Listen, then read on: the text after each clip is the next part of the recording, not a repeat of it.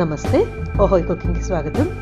ఈరోజు వీడియోలో బాళేకాయ్ నీరు పళజ్జ అనే ఒక పాతకాలం వంటకం కర్ణాటకకి చెందింది ఒకటి చేసి చూపిస్తాను మీకు.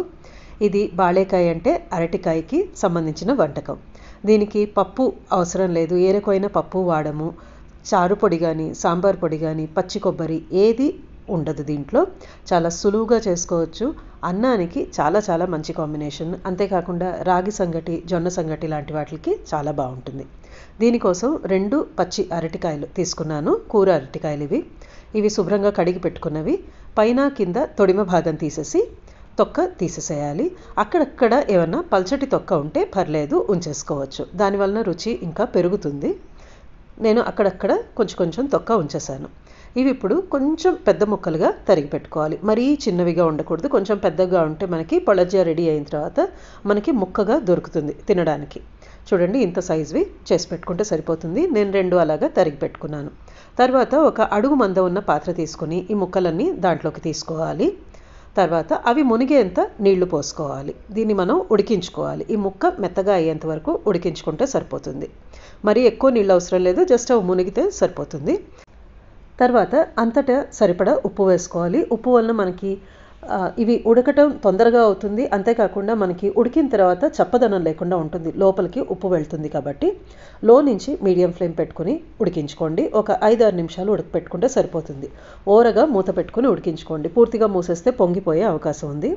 ఒక 6 నిమిషాలు అయిన తర్వాత 2-3 ముక్కలు మీకు చిదిమి చూపిస్తున్నాను. మెత్తగా అయింది. ఇంతవరకు ఉంటే సరిపోతుంది. మనకి పేస్ట్ అయిపోక్కర్లేదు, మనకి ముక్కగా నిలవాలి. ఇప్పుడు స్టవ్ ఆఫ్ చేసేసుకోండి. స్టవ్ ఆఫ్ చేసి అంతటా ముక్కలు ఎంతైతే ఉన్నాయో దాంట్లో ఒక 15% అంత అందాజుగా చెప్తున్నాను నేను.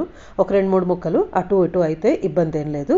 ఒక 15% అందాజుగా నేను తీసుకుని ఒక మిక్సర్ జార్లోకి తీసుకుంటున్నాను.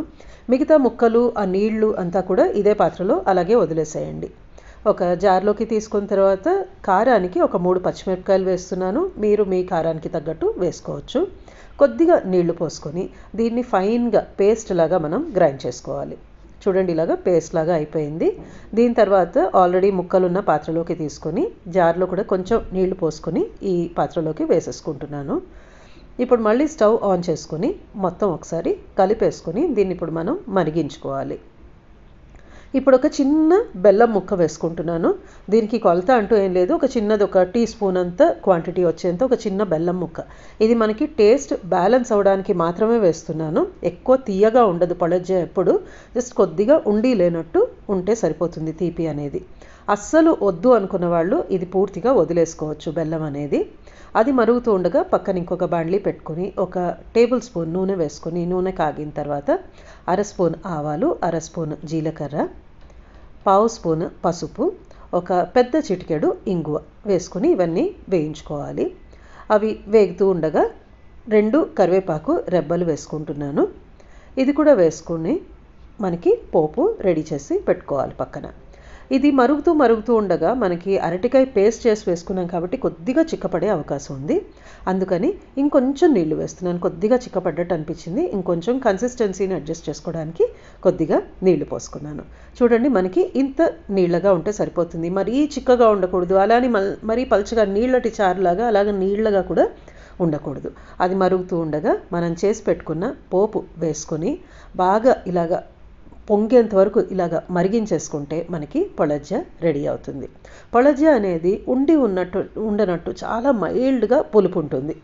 ఎక్కువ పుల్లగా చేసుకోకూడదు. అందుకని కొద్దిగా స్టవ్ ఆఫ్ చేసిన తర్వాత ఒక 10-12 చుక్కలంత అంత తక్కువ నిమ్మకాయ రసం కొద్దిగా వేసుకుంటే సరిపోతుంది. అంతా ఒకసారి కలిపేసుకుంటే మనకి బాళేకాయ నీరు పళజ్జ రెడీ అయినట్టే. చాలా హెల్దీ రెసిపీ అని చెప్పుకోవచ్చు. మనకి ఇది ఒక గ్లాస్లో వేసుకుని అలాగే తాగేసినా కూడా ఒక సూప్ లాగా చాలా బాగుంటుంది. ఇది ఒకసారి మీరు చేసి చూసుకుని మీ అభిప్రాయాన్ని చెప్పగలరు. మీకు నచ్చితే కనుక లైక్ చేసి ఓహోయ్ కుకింగ్కి తప్పకుండా సబ్స్క్రైబ్ చేసుకోగలరు. మరొక వీడియోతో కలుస్తాను. ధన్యవాదాలు.